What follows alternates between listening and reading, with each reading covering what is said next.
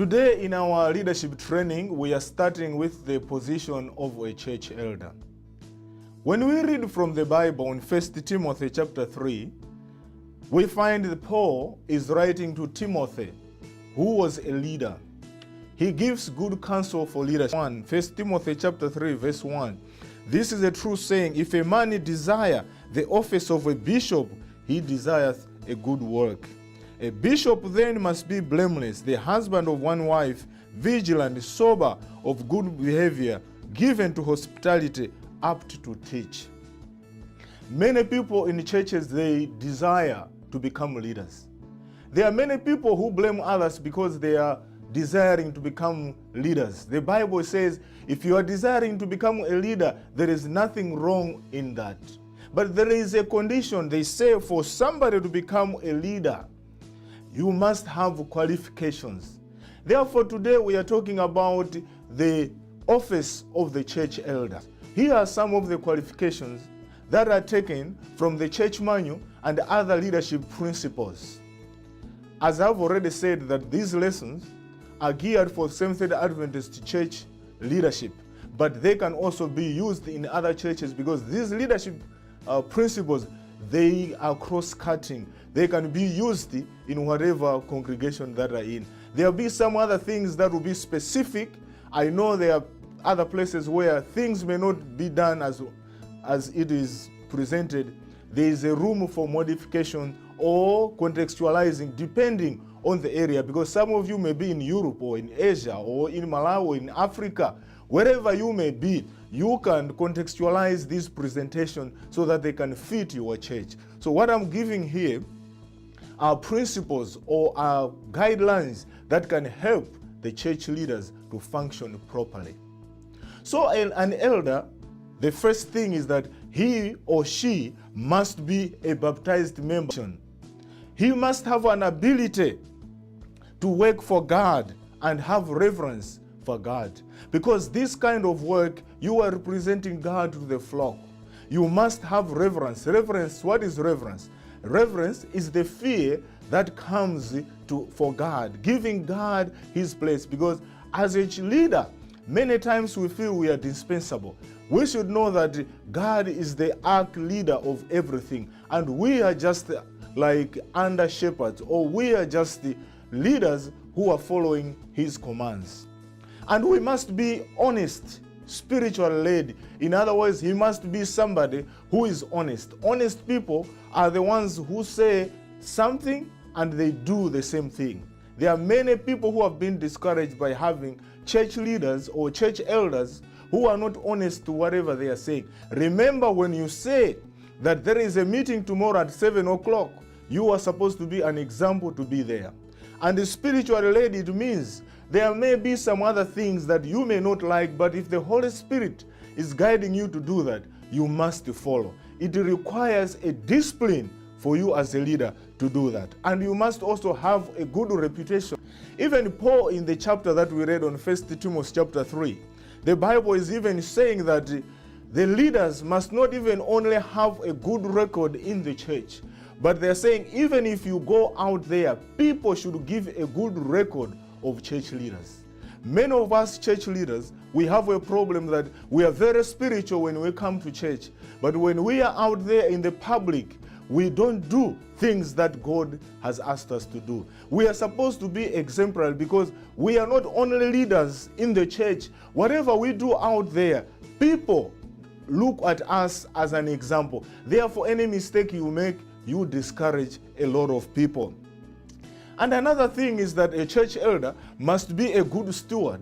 What does it mean to be a good steward? A good steward is somebody who is very honest in all the dealings. If you are a church elder in the Seventh-day Adventist church, you are required to be faithful in your tithing, the way you give your offerings. You cannot stand in public and make an announcement that everybody should give their offerings and you are not giving an example. You must retain your faithful tithe. You must also be somebody who is supporting the cause of God through offerings. And you must also be a good family man, because that is also good stewardship. You must be a good leader somebody who is able to lead your house, somebody who is a good family man. You shouldn't be good at church, laughing with people. You are so happy when you come to church, but in your family, you are so hard with your own immediate family. That is not what God is requiring from you. But he must be somebody who has an ability to teach or preach. Because as elders, you are there also to share the bread of life. I know in Western countries like America, maybe United Kingdom, and other developed areas, pastors preach oftentimes.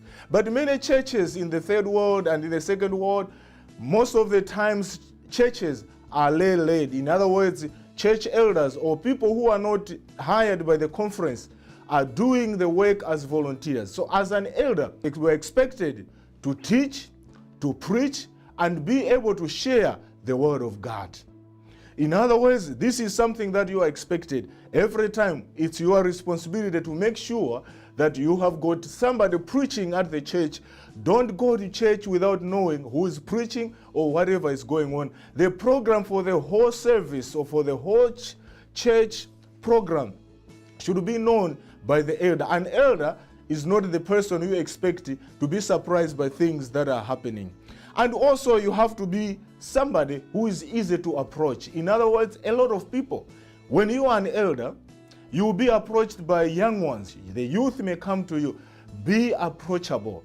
Be somebody who can give a smile. I know some of us, maybe it's very difficult for us to smile, but wearing a smile is one of the things that will make your work easier. Come to church early. When the people are coming, give them a handshake. Ask them how they are doing, because that is very important. It opens up people's minds to accept your leadership. And also you must be somebody who people can confide in, because as an elder, there may be some other privileged information that you may get from people. Be ready to keep things that are confidential, be confidential. Never share things that somebody has given you out of confidence to somebody, because it disturbs the church and you also put your reputation at stake. What are the duties of an elder? An elder is somebody who is a second in command to the pastor. In other words, an elder is a second ranking officer in terms of the church, because the pastor as a leader, he works hand in hand with the elders. Depending on size of the church, according to the Seventh-day Adventist manual, they say that every 50 people you have at church, you are supposed to have an elder. In other words, an elder is responsible for 50 people. So after at a church, for example, there are some other churches that are big. They may have maybe 200 or 400 or even 1,000 members at the church. It means the numbers of elders may not be the same. This is the reason why when you have a number of elders, one of them becomes the first elder. The first elder is there to guide the discussions that go on amongst the elders. You may have the associate depending on the structure of the church. I may not spend much on that, but when you are the first elder, it is not a post or it is not a position you are given because you are more superior than the other. It is just because for administration purposes, 20 elders or 10 elders at a church cannot operate at the same level if somebody hasn't been given a responsibility to look after other elders. In the absence even of the pastor, you are there to lead the discussion. Therefore, as an elder, you need to have 50 members with you. The 50 members that you have, it is your responsibility to do visitation. Let me emphasize this point. If you are an elder and you want to be successful, never play around with visitation. There is nothing that you can substitute with visitations. I know we are living in a time whereby there is technology. Much as you may communicate, I know a lot of people today, they have set up maybe emails or Facebook or Twitter or these other mediums. But much as we have these social contacts, but a physical visit to the houses, it's very important. Why am I emphasizing visiting people's houses? I know things differ from one place to another. there is need for you to know what is acceptable when you visit somebody's home. There are some other cultures whereby you can surprise people, but in other cultures, you need to have an appointment. It is good to make an announcement in the church that the church elder will be visiting the people at such a time, because many times if you don't have a proper plan, you may want to visit a family, you find them, they have got other things, or they are not home. It is good to inform them in advance that you want to visit them. And once they give you an acceptance, make sure you fulfill the appointment. If there is anything that will make you fail to do that assignment, it is good to tell them, because members get disappointed to wait for the leader to come and you don't show up. You encourage members to be faithful, to be loving in their houses, to encourage their spiritual gifts. So when they come to church, make sure you see the gifts that people have and identify those gifts. So appreciate them and also encourage them to use the gifts to the glory of God. So you are also there to work in liaison with other elders. As an elder, you cannot be successful if you work alone. You need to work in a team. This is the reason why at every church where you have more than one elder, you do have an elders council. An elders council can choose a day within the week where you meet to plan and see how worship will be done. And this is a group that even comes up with the preaching roster and other things. Even when the board is coming, you come up with. We request every elder to have a church manual, because in the church manual, there are so many things that you can learn and so many things that you can see for yourselves and on how you can handle your leadership in that year that God has given you to lead. Another thing is that when you are exercising your leadership, make sure that you don't exercise partiality. All the people that you are leading, you need to love them equally. I know it is not easy to love everybody equally, but try as much as possible never to show other members that they are very important than the other. You have to make sure that if you are talking to people, make sure you try to talk to as many people as you can. I know sometimes it happens that you may miss one or two, but it shouldn't be deliberate that other people you miss them all the time. Try to be good. I know if you have a desire, God will help you to be the better elder. That's why it is important every elder to spend more time into prayer, because if you pray, God will help you. And another thing that you do is that as an elder, you are there to groom other leaders. You need to identify people who have got gifts. Train them, groom them. They say in leadership, it is important to groom somebody who can succeed you. If you are a leader and you are not grooming somebody who can succeed you, there must be a problem. I know there are some other leaders who don't allow other people to exercise the God-given gifts that they have. If you are a successful leader, you identify gifts, you identify young ones, groom them for leadership. It is your duty to promote all departments that are in the church. You may love one department. Sometimes when the church has got different departments, you are given a department that you are supposed to take care of. Much as you support that department, make sure you love all the departments. Support other elders who are in those departments, because if you only support your department, it creates unnecessary tension that when another department brings their issues, you are there only to oppose. But make sure you support every department, because when elders work in unity, there is harmony in your leadership. As an elder, make sure you compile records. These records are very important. They help you to be focused. And even when you are making records, it's a sign that one day you will not be the church elder. Somebody will come, and that's when they find minutes that you had. Many times people finish their year and they don't have any records, and another elder comes, and it comes a time for handovers. They ask for the minutes or the books or the file. They don't find anything. That is a big problem. That's the reason why many churches, they lose focus every time when there's new leadership. Having good records helps the church to have one direction, because people know that, okay, we are moving from here and we are going there. Our friends did this and they stopped here. So as the new leadership is coming, they may have new vision or the new areas of focus, but if they know where their friends were working on, they can know how to continue. You are there to make sure that the work of the pastor, you support the pastor, because elders work hand in hand with the pastor.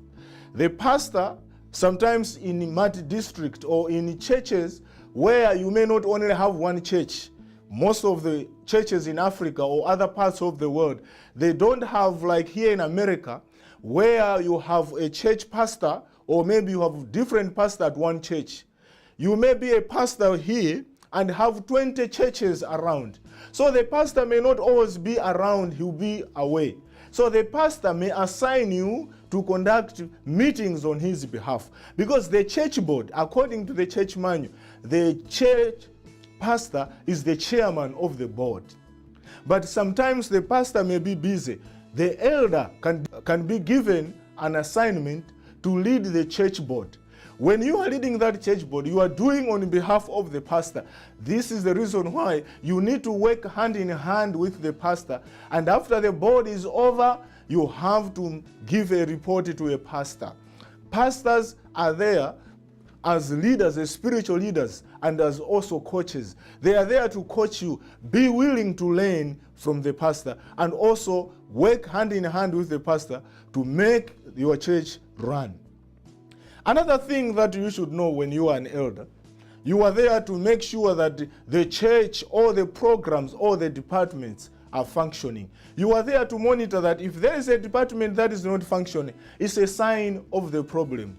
This is the reason why every month or every quarter you need to sit down and do an evaluation to see how departments are doing. If you see that another department is not kicking, is not doing anything, it is your responsibility as elders to check on with the leaders of those departments to see if they are doing the right job or if they are having any challenges. And if there are challenges, make sure you are there to support. It is the responsibility of church members to support you. Church leaders are there because of you church members. Therefore, I'm talking to you church members. When you have elected elders, it is your responsibility to support them. You haven't selected them or you haven't chosen them to do everything. They are there just to lead. So when they ask you to do some other work, or maybe to pray, or even to do a certain assignment, be willing to do that. And also pray for them. It is the responsibility of church members to pray. It is very encouraging to know that the leaders or the church members that you are leading are praying for you. That is very important. And also even sometimes as a church member, you can even go to your elder and just say, elder, I know you are busy, you are doing God's work. I'm here just to pray for you. That is very important. Churches should provide funds in cases where church elders need to have some projects that require them to have money. This is the reason why you need to have a budget at the beginning of the year, that as elders, we need to do these projects, and also make sure that you have got a budget. You have budget everything, because if you don't plan well, don't expect things to work out well. It is good for you as leaders to set an example by having your budget ready, because most of the times elders will go in a budget meeting and we are asking leaders if they have their budgets, and they ask elders are not ready. You cannot lead in that way. Be an example to the people that come there and see that our leaders are setting a good example. What are your limitations? When you have been chosen as an elder in the Seventh-day Adventist Church, they say you are chosen as an elder for the particular period. If it's a yearly leadership schedule, it's like there are some churches that choose leaders every year. If you have been chosen for that year, you are the church elder for that year. And your leadership is for local. In other words, when you go to another church, you cannot just claim there, I'm a church elder, and start operating. I know sometimes they may know you as an elder. If they ask you to preach, you can preach. But you are the elder for the church that elected you. And once your leadership, maybe somebody has been chosen to continue with the duty, it is your responsibility to support the new leadership. Never be a stumbling block to new leaders who are coming into position. Make sure that you open up so that other elders or other people who are coming into leadership, we need to have a smooth transition. That is what God requires from each one of us. For you to operate fully, there is a need for you to be ordained as an elder. Once you have been ordained, ordination happens to an elder once. Once you have been ordained, if in the next year you haven't been chosen, you still have that capacity of functioning as an elder if you are asked to officiate the Holy Communion. You can officiate the Holy Communion if you have been asked. But if you haven't been ordained, if nobody has ordained you, there is no way you can officiate the Holy Communion. There are some other services that requires an elder who is ordained to officiate. Therefore, the pastor's duty is to ordain all the leaders that have been elected into position. Because once you are ordained, that's when you can fully function as an elder. The only time your ordination is taken away, it's maybe when there is a moral fall or an apostasy. Maybe you are disfellowshipped, then you come back. If you have been re-elected, there is a requirement that you must have another ordination. But if you have been in good standing, and maybe in a year or in 2 years' time, you have been elected again, there is no need for you to have another ordination, because the previous ordination, it is still with you. Therefore, I believe through these principles, through these guidelines that I'm sharing with you, you will be a successful elder. Remember, in everything that we do, Philippians chapter 4, verse 13 says, the Bible says, I can do all things through Christ who strengthens me. Depend on God. If you trust in God, your eldership will be a blessing to the church that you are serving. It will not only be a blessing to the church that you are serving, even to the community, even to the whole nation. Who knows that God has given you a responsibility beyond your church. Therefore, never be focused only to your church. Focus to the whole world, because as a leader, God has given you potential that you can change the world, because God is requiring faithful leaders who can lead His church. If you see that these presentations are very important, I'm asking you that you subscribe and follow this YouTube channel, because more presentations are coming. May God bless you. You are with me, Victor Khaula. Thank you.